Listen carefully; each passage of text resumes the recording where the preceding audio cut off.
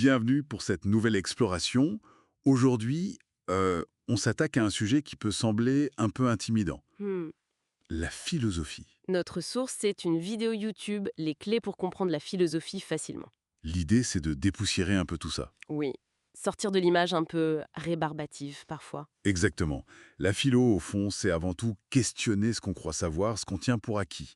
Depuis toujours, on se pose des questions. Hein. Pourquoi on est là? Est-on vraiment libre? C'est quoi la justice? Tout à fait. La philosophie, littéralement l'amour de la sagesse, c'est cette quête de sens en fait. Absolument.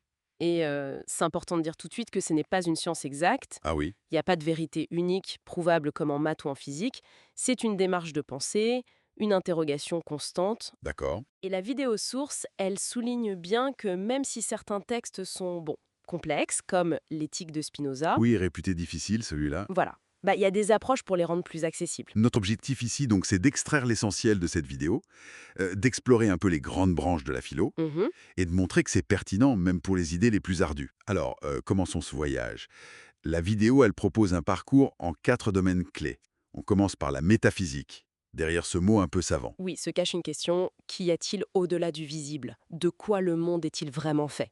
C'est ça, c'est le domaine des questions ultimes sur l'être, la réalité. La vidéo mentionne par exemple Aristote, qui cherchait la cause première. Hmm, Oui, Descartes, avec son fameux «je pense donc je suis», qui sépare nettement l'esprit et le corps. C'est le dualisme. d'accord.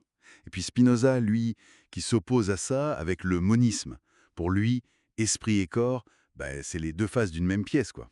Ah oui, quand même, deux visions radicalement différentes de notre nature. Tout à fait. Et Kant, lui, qui va interroger notre capacité même à connaître le monde tel qu'il est en soi.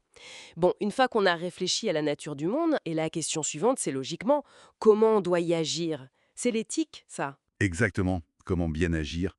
Qu'est-ce qu'une vie bonne, une vie réussie? Pas juste réussir dans la vie, hein. La nuance est importante. Oui. L'éthique, ça touche à nos choix tous les jours. La vidéo cite les stoïciens avec la maîtrise de soi. Mhm. Aristote et son idée du juste milieu. Le courage, par exemple, c'est entre la lâcheté et la témérité. D'accord. Et puis Kant, avec son impératif catégorique. L'idée de base, c'est qu'une action est morale si on peut vouloir qu'elle devienne une loi universelle. Ok, alors attends, comment ça marche en pratique? Eh bien, la vidéo donne l'exemple du prêt.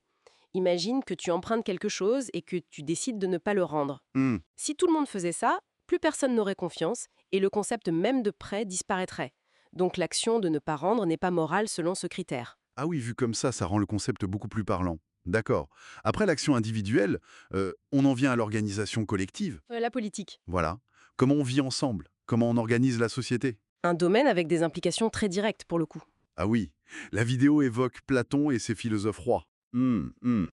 Locke et l'idée du contrat social, pour protéger les droits naturels, la vie, la liberté, la propriété.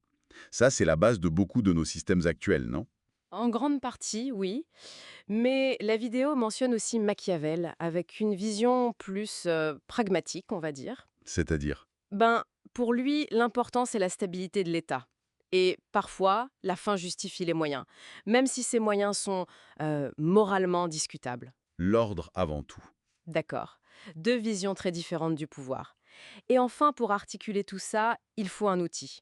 La logique, l'art de bien penser. C'est fondamental, oui, pour avoir un raisonnement solide.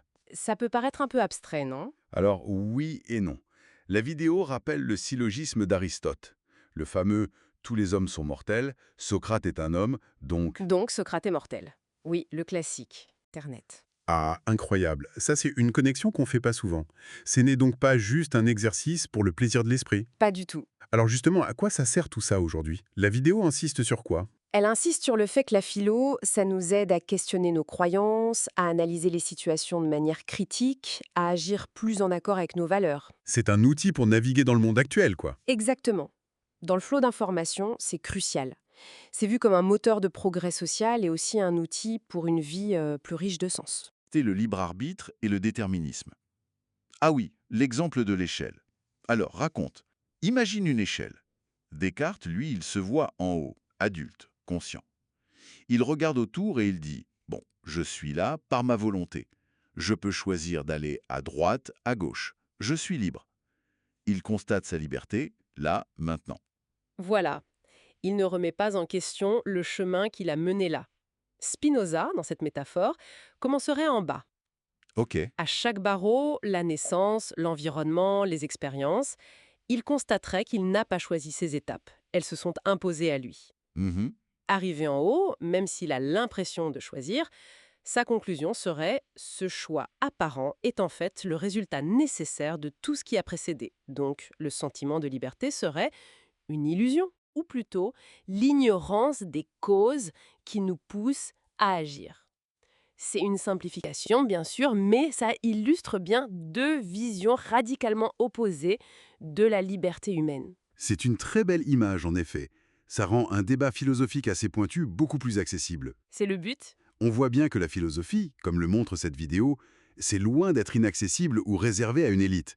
C'est vraiment une invitation à penser par soi-même. Tout à fait. Mieux comprendre le monde et notre place dedans. Voilà qui clôt notre exploration inspirée par cette vidéo. Et peut-être une pensée finale à méditer. Oui, Si on accepte, même juste un peu, cette perspective de Spinoza via la métaphore, que nos choix sont profondément façonnés par notre passé, par des déterminismes dont on n'a pas toujours conscience, même quand on se sent libre, est-ce que ça change fondamentalement la responsabilité qu'on porte face à nos actions? C'est une question qui reste ouverte et qui montre bien que la philo, ça continue de nous faire réfléchir.